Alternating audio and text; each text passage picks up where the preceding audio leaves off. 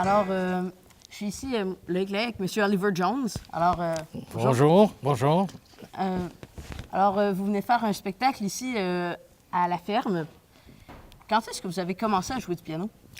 Bien, j'ai commencé mes cours classiques à l'âge de 6 ans, mais j'avais commencé un peu avant ça, à l'âge de 3 ans. Mais j'ai fait mon premier concert à l'âge de 5 ans. Puis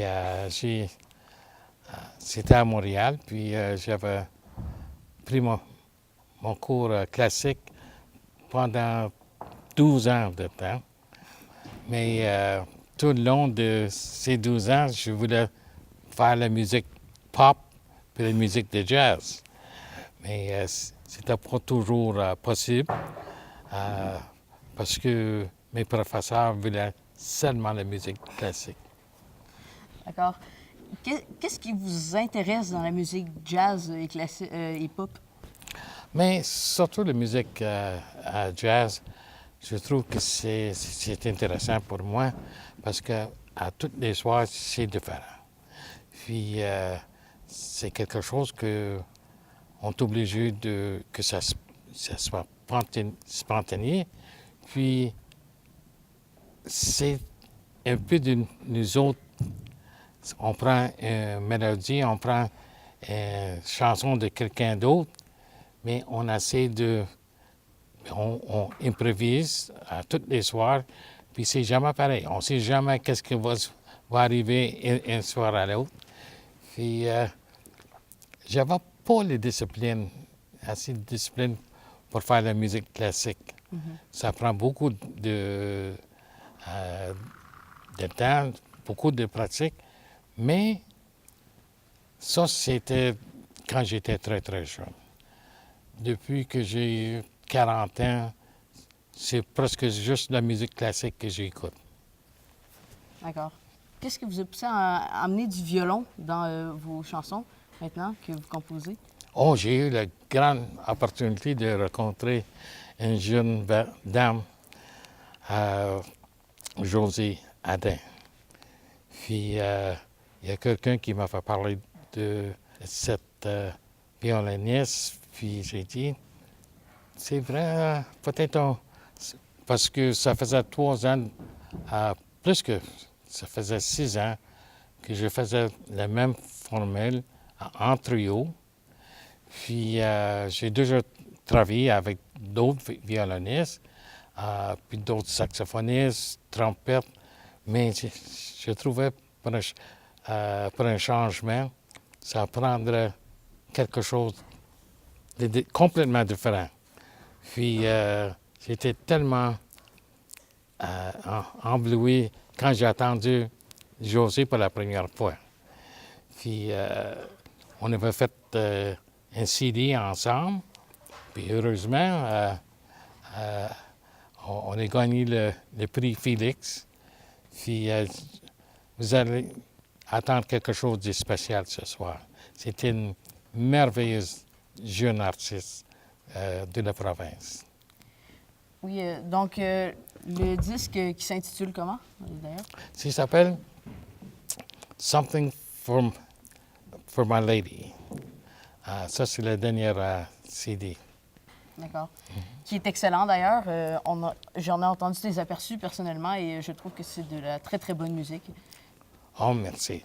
On a essayé on est une variété de sortes de pièces dans ça. Puis aussi, c'est avec mes 2 autres musiciens, Éric Lagacé à la contrebasse, puis Jim Doxis à la batterie.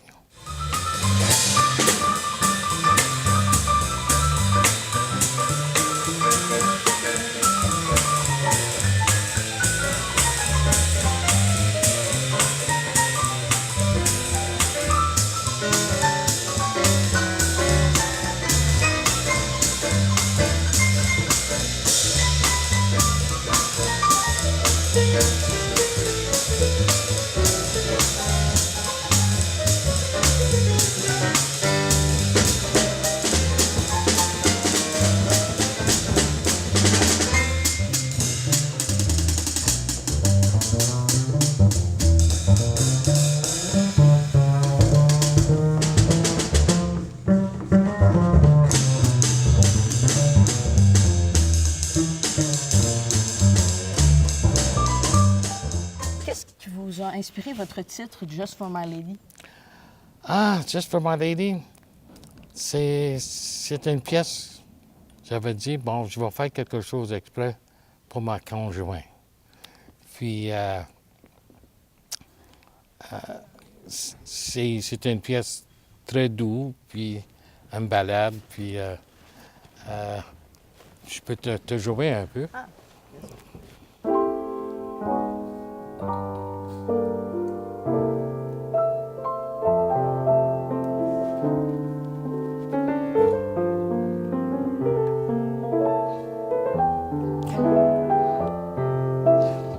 Comme ça.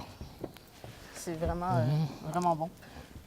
Qu'est-ce qui vous pousse dans votre carrière à jouer du piano? Qu'est-ce que vous aimez de...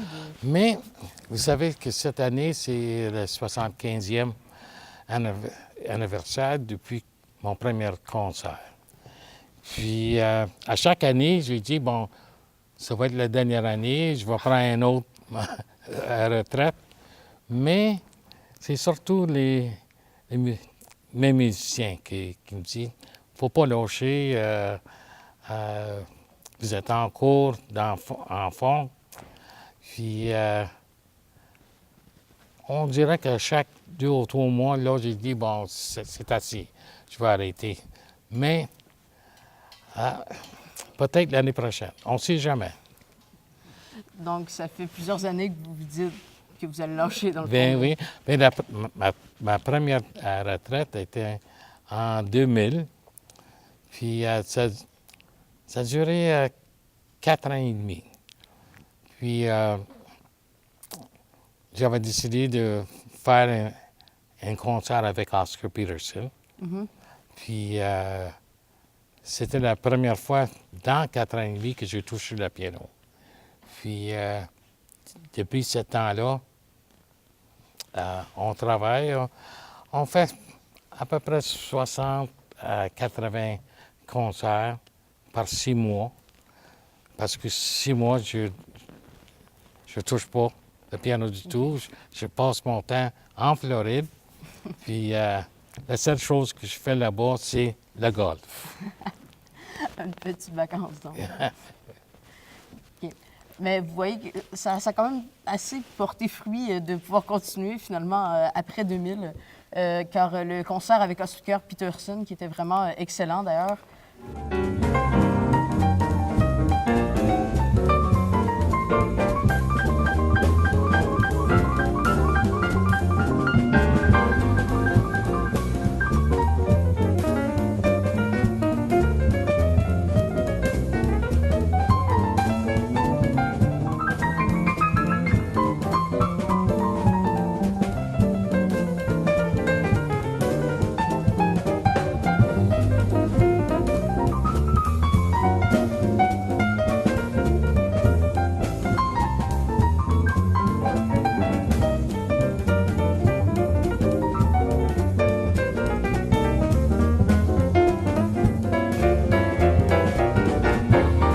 Vous avez vraiment une chimie qui vous reliait. J'ai vu le concert et vous étiez vraiment excellent, sérieusement. Ah, Félicitations. merci beaucoup. Mais cette soirée, pour moi, c'était vraiment mémorable. Vous savez que Oscar, il était toujours mon inspiration depuis très, très jeune. D'ailleurs, on restait à peu près 15 potes de la famille Peterson. Puis, il était toujours quelqu'un que j'admire beaucoup.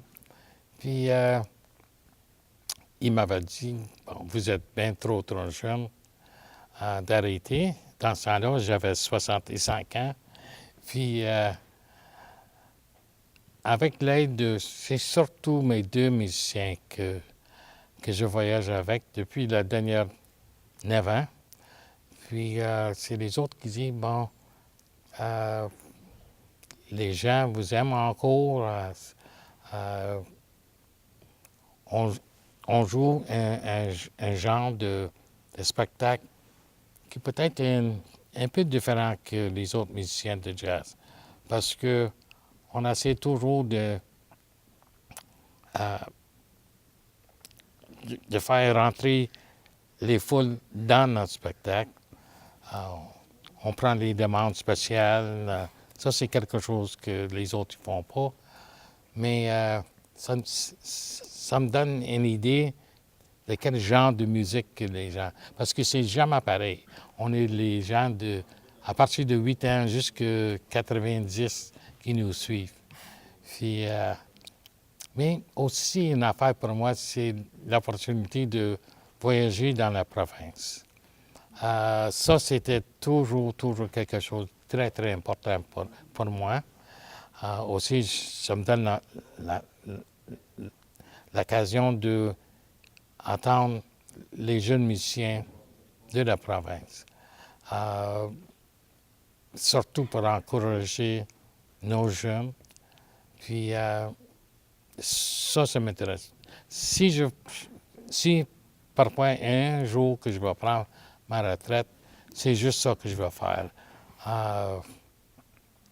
Essayer de faire des classes de maître, aller dans